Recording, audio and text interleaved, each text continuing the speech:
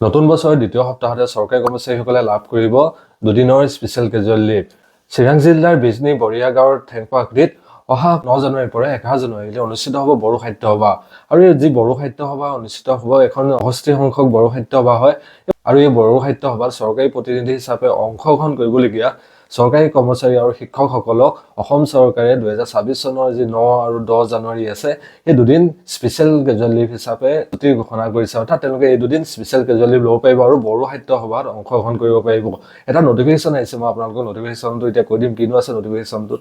যদি আপোনালোকে নটিফিকেশ্যনটো চাই, নটিফিকেশ্যনটো লিখা আছে চাওক, the governor of Assam is pleased to allow special casual leave on 9th and 10th January 2026 to the government employees, teachers who would be participating as delegates in the 65th annual conference of the Bodo Sahitya Sabha to be held with effect from 9th to 11th January 2026 at Thengpakhri Pathar, Boriagaon, Bizni in the district of Sirang, BTC.